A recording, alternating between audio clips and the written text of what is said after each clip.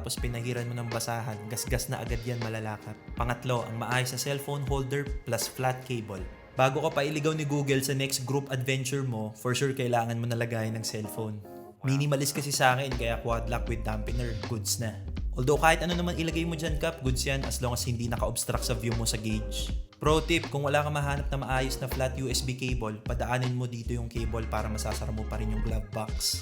Hindi mo na kailangan magbutas, Kap, at nakakapanghinayang naman yung malinis na stock loop. And last on our list is itong emergency lead cover decal sticker.